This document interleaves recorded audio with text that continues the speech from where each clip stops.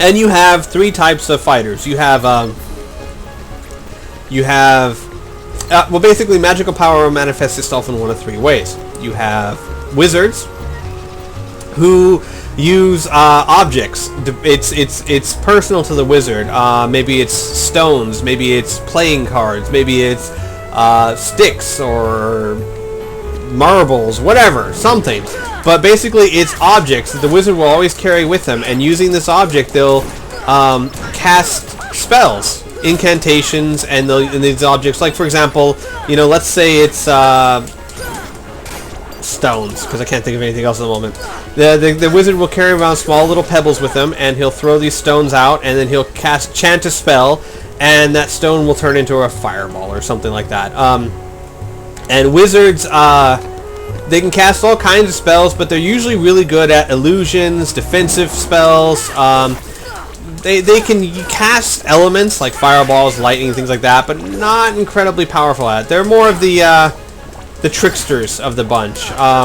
The ones that just come out with really neat looking spells and abilities. Things like, well, one that I can think of right now, I mean, I can think of tons of them, but like, for example, he'll cast a spell where his sword will start excreting a substance that looks like a liquid, but when it gets on you, it hardens into a rock. So it makes it hard to move. That kind of stuff is what wizards do. Or, spells of invisibility or shields, that kind of thing. Or you'll have sorcerers who control elements. So basically what they do is they are attached to a certain element. There's like wind, fire, lightning, water, light, spirit, and dark. I believe those are the elements I have. Most people are fire, lightning, earth, water, wind. One of those 4 or 5.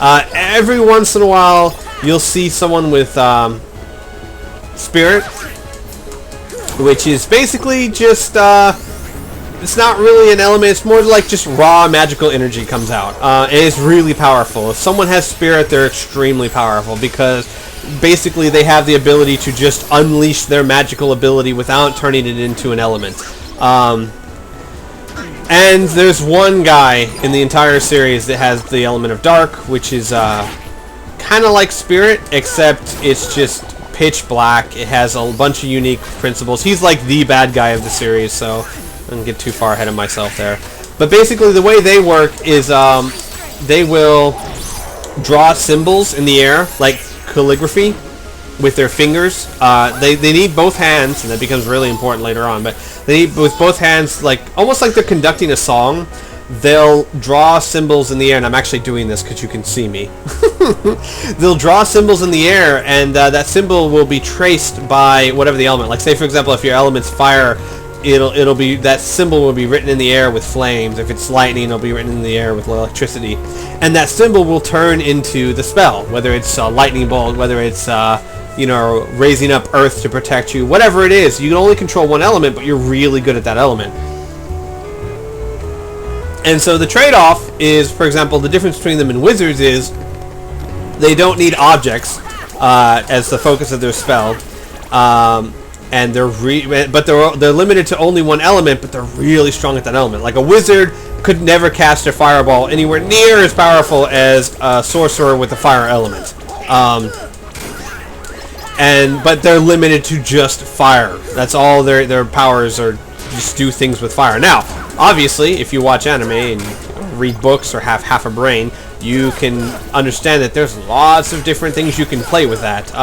Lots of different ways you can do that. But so you have wizards, you have sorcerers, and then you have one last type, which is the most common type. You have what I call wielders.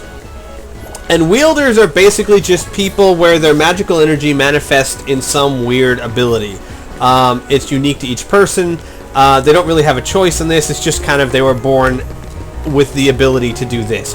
And this is where you get your really interesting people. Maybe it lets you be really fast. Maybe it lets you grow to large sizes. Some of the more interesting ones is it allows you to reshape whatever you touch. Like whatever you touch, you can turn it into a liquid, mold it into whatever you want.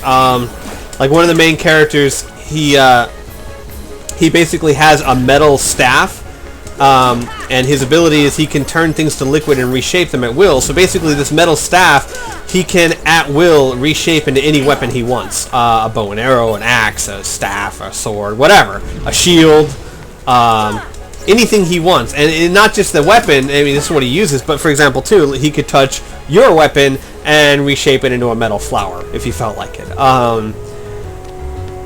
And that's I like that one because you can play with it. You can get all sorts of really cool abilities. One of the villains later on in the story, has the ability, his hands and feet grow amazingly hot. Like the palms of his hands and the soles of his feet become hotter enough to burn through anything. He is, and you would think, well, that's I guess that's kind of cool, but you have to understand, he's like a monkey. He is very agile, very quick. He can walk on his hands as well as his feet. You know, he's literally like a monkey, and basically he's so fast that think Jet Li if he could burn through anything with his bare hands and feet. And when I say burn through anything, I mean even spells. You know, if someone could throw a fireball at him and his hands are so hot that they would just burn through it. So that's where I play with it a lot and get a lot of really unique abilities. I like wielders; they're fun. And it's interesting to try and come up with unique and new things for wielders to do. Trying to think of some of the more interesting ones I had thought of. Oh yeah. There's one guy. Oh hello. I'll have to examine that in a second. One guy, he has the ability to make gravity wells. And what I mean by that is 18 minutes in the past. What? Time flies? Okay, I don't get that at all. He has the ability as a wielder to make little balls of gravity, basically. He can make these little balls that will pull things towards it. And if you think about it for a second, what you could do with that, it's amazing. You know, if you wanted to, you could make one. You could form two balls of gravity on either side of a person and literally rip them apart, and that kind of thing. But they're all elves. Only elves have these abilities because humans just don't have magical talent. And if you don't have magical talent in one of these three areas, it's commonly accepted you're not going to make it as a arena champion. Or just as an arena fighter. And so, it's going to take forever. You know what? This will probably take forever to explain, but, you know what? We can do this in Kingdom Hearts 2 grinding, too, if you guys care. If you guys are bored by now, I'm sorry. I'm trying to make it a little more entertaining, but people always ask about my story, so I had nothing else to talk about. The main character of the story is named Yuna. Yona. Not Yuna. Yona. Not Yuna. Yeah, it is Yuna. Yona. I'm sorry, I'm losing the idea of my main character's name is Yona. Y-O-N-A. And basically, he's a human. And his father is, not very well off. You know, he's basically he shapes Heartstone, which Heartstone is an unbreakable stone. The only way it can be shaped is by using a very potent acid that will burn it. And basically, it's like a guild. He is so adept at using the acid that he can use it to shape Heartstone into like swords and shields and ornaments and you know, pretty things, and this acid's extremely powerful. The only thing that'll you know, counteract it is something called balm towels, which are this towels soaked in a certain substance that negates the acid, etc., etc. But anyway, his dad's no great person of import, but he's very kind and very gentle.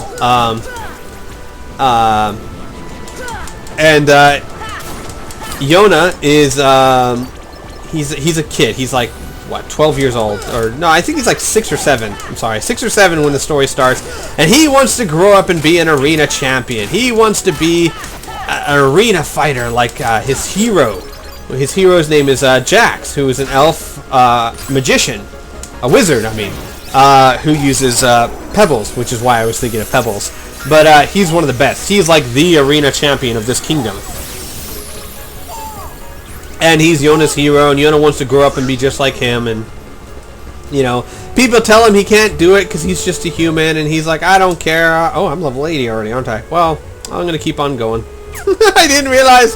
Oh, well, I'm going to finish explaining the bits and pieces of this, and I'll stop. This is the last grinding session. You don't want it to end too soon, do you? You know, he wants to be an arena champion, but he's a human. He can't do it. And long story short, he meets Jax, his hero, because his dad made a sword for him, made Jax his sword. And basically he gets kind of entangled in one of Jax's matches between the evil guy of the story, whose name is... did I have a name for him? Wow, I'm not sure I had a name for him. Huh. Well, the evil man of the story. Yeah, isn't it weird that you can make... gosh, you know, like 200 episodes is what it would equal to of the story. I have like the entire story already written in my head, and I don't have things like the names of the characters. That's not important when you're creating the story. But this is the guy that has the element. He's a sorcerer with the element of darkness, and he's got some really groovy abilities. Yay! I leveled up. I'm level 81 now. And basically Yona gets entangled in this, without going into too many details, and he meets Jax. He's like, oh my god, my hero! And Jax has tailing him a girl named Felicia, who they all call Fel. And she is this sweet, adorable, innocent girl. She's like one of... Literally, I know I made her, but she's one of my favorite characters. She is just this sweet, adorable little girl. Cute, blonde, wears white clothes, and has amazing potential. She is a sorcerer with the power of spirit. Remember I told you they're rare, but when they're around, they're very powerful. She's like the Naruto of the series, the one that has amazing amounts of energy and just doesn't really know how to use it. But she's incredibly gentle. She's very shy, very unsure of herself, very opposite of Yona, who is very sure of himself, very self-assured, but has no power. She's the opposite. She has amazing power and just no confidence to use it when the series starts. And she's this little girl, same age as Yona, and this sweet little girl, elven girl. And I don't want to get into the details, but basically the bad guy of the series is getting his butt kicked by Jax, and in order to save his life, he cuts a deal with Jax. He basically captures Yona somehow. I'm not going to go into the details of that. Anyway, he holds Yona hostage and says, either you give up the fight or I'll kill Yona. And Jax is like, fine, I'll give up the fight. And basically this is a fight to the death. This is a fight because the two kingdoms had a problem with each other. And Jax is like, fine, but how do I know you're not going to just kill him anyway? And he basically, the evil guy uses what's called a soul shard to make a pact where Jax can't hurt the evil guy and the evil guy can't hurt Yona. And this is like unbreakable. They just cannot do it. Every time they would try to, it would cause so much pain they couldn't do it. It's like a spell that's unbreakable.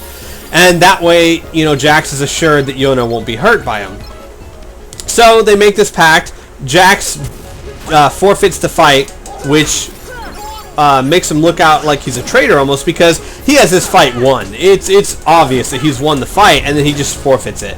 And his country starts thinking he's a traitor because they don't know that Yona was kidnapped. And if they did know Yona was kidnapped, Yona was in a place he wasn't supposed to be, he would be in enormous trouble because humans aren't allowed there. So basically, Jax ends up looking like a traitor. And the evil guy, not liking the idea that there's someone out there that he can't hurt, even if it is just a human, sends one of his henchmen to go deal with him. Well, the idea is, you know, I'm going to cripple him or kill him or whatnot. And then a fight ensues where Jax tries to protect him, but he can't because he can't fight this guy. God, I think I named him Sin. S-I-N, just Sin. Fitting name.